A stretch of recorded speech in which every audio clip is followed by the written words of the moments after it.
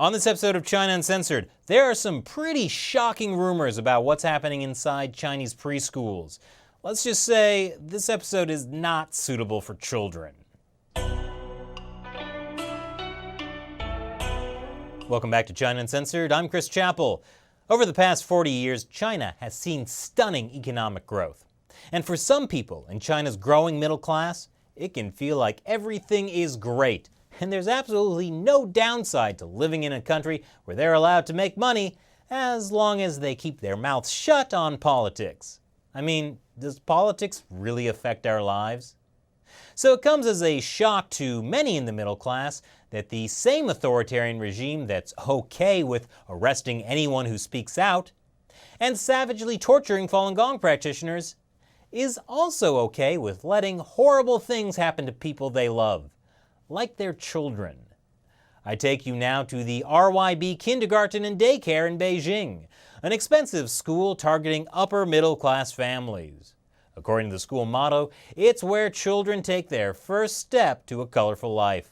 Why, look at all the eager parents flocking to enroll their kids. Except, that's not why they're there.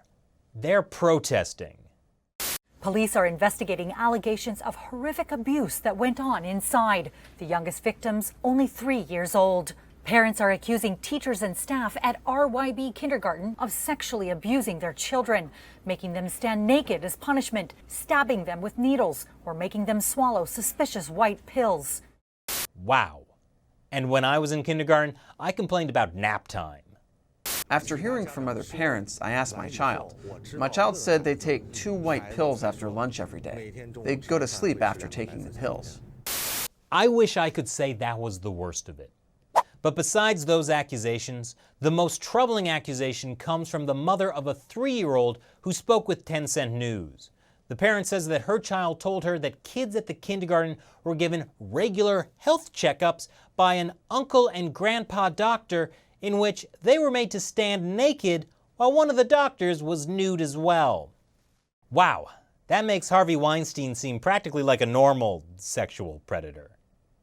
And even a kindergartner knows that when Uncle Doctor starts taking off his clothes, that's not how you play doctor. According to one allegation, a teacher threatened a student by saying, "I can hear whatever you say and see whatever you do because I have a very, very, very long telescope that can reach your home." I mean, it is kind of believable. China is a surveillance state after all. And you know what? I wish I could say those horrible allegations were it. But there are also allegations that the Chinese military was involved, which sounds outrageous, but it struck enough of a nerve that the Chinese military actually responded. And they never respond. A Chinese military commissar issued an extraordinary statement adamantly denying rumors that People's Liberation Army officers were implicated in the alleged sexual abuse. Those who spread the rumors, he warned, would be pursued for legal culpability. Now, I wish I could say that was it. But no, there's more. See this Chinese official visiting an RYB kindergarten in November 2016? That's Meng Jianzhu.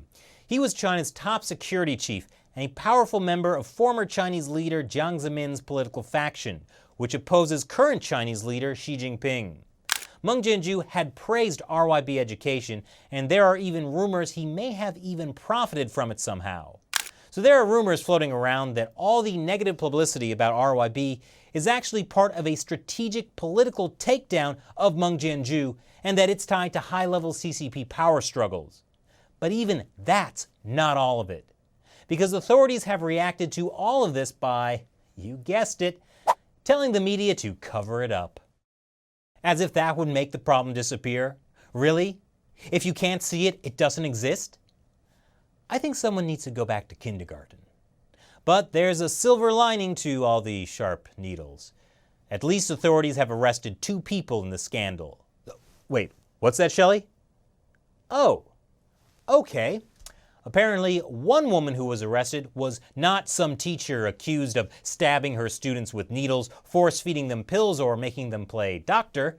She was actually detained for spreading rumors about the abuse. As state-run media The Global Times writes, rumor mongers and those that maliciously spread their rumors must face punishment and be held accountable according to law. Now I know what you're thinking. Spreading rumors doesn't really seem like the worst part of all of this. Well, here's where it gets even more complicated. After days of investigation, the Beijing police released a statement saying that they found no evidence of sexual abuse at the kindergarten. They said they arrested one teacher who had been pricking kids with needles when they wouldn't take naps. Yeah, what kind of horrible teacher thinks that poking children with sharp objects would help them sleep? But police also said the rumors of children being fed pills and forced to play doctor were fabricated by parents who are now willing to apologize. Sounds like the police are covering up something, right? But in this case, they might actually be correct. Some of the disturbing accusations, like the kids being injected with unknown substances, are commonly seen in Chinese urban legends, like how when you were a kid, people always warned you about someone passing out apples with razor blades in them during Halloween. And this wouldn't be the first time that fear about child abuse in preschools triggered mass panic. It even happened in America. During the 1980s and 90s, there was a string of highly publicized cases about daycare child abuse in California. It made the national news. Accusations of sex abuse, satanic rituals, even drinking giraffe blood in front of children. Authorities now believe that at least 60 young children were victimized, and that the ultimate number could well be much greater. The evidence was based primarily on interviews with the children. Several daycare teachers were thrown in prison, only to be found innocent and released years later with a big fat apology and millions of dollars in compensation for wrongful imprisonment. It turns out child testimonies are unreliable because kids often tell you the answers they think you want to hear.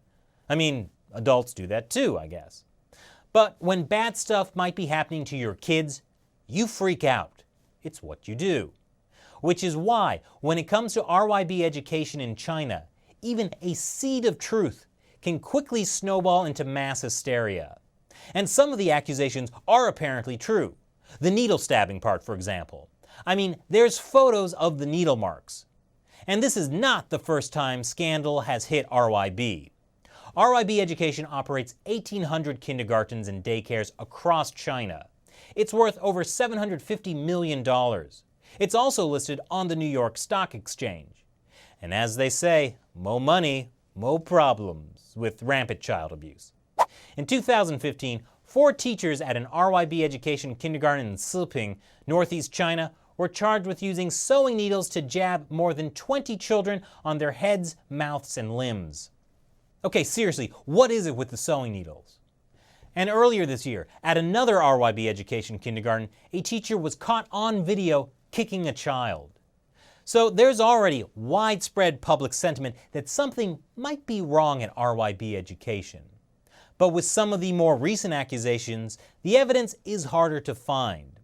There was video of a toddler telling his parents that his teachers gave him white pills to make him sleep. But that video has been taken offline. And it was only a child talking to his parents, not first-hand evidence. That doesn't mean it's not true. There's just a lack of evidence.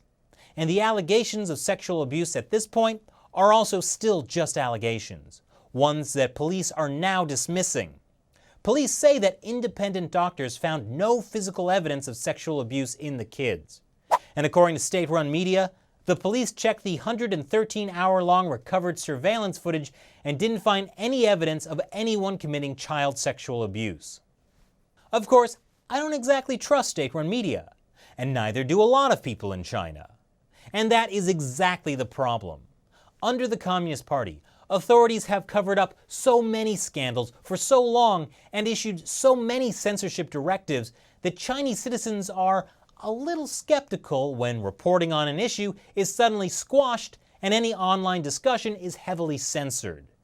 In the environment the CCP has created, it's almost impossible to tell what is true and what is false. So it's basically like one of those choose-your-own-adventure novels, except it's choose-your-own conspiracy. Do you believe there was sexual abuse? Turn to page 61. Do you think the military was involved? Turn to page 84.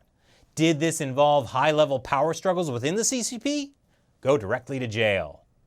The public outcry over all of this is totally understandable because there's so little trust that authorities will expose abuse even if they find it.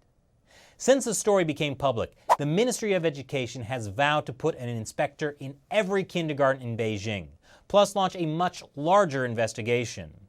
But that's just not very comforting to parents who, understandably, now believe the authorities are constantly lying to them. And child abuse does happen in China.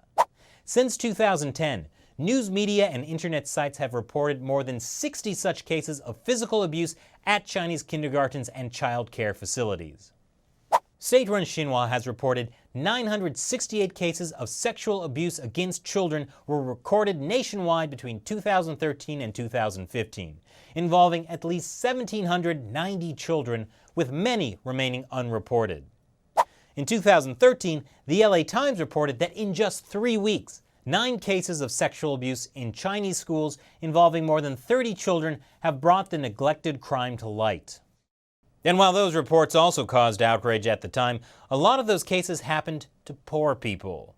But this time, it's happening to the upper middle class, people who for a long time were pretty happy with the system that let them make money and live comfortable lives.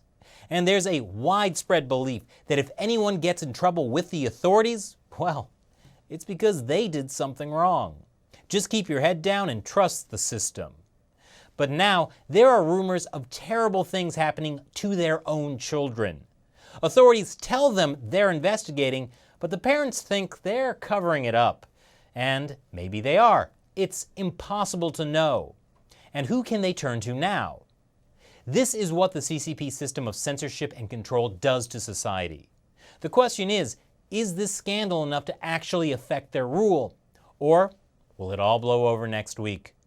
Too bad we can't flip to the end to see. That would be cheating. So what do you think? Leave your comments below. Thanks for watching this episode of China Uncensored. Once again, I'm your host, Chris Chappell. See you next time. Every time we cover a controversial topic like this, YouTube reduces our ad revenue. So to keep China Uncensored afloat, we rely on direct support from you, our viewers.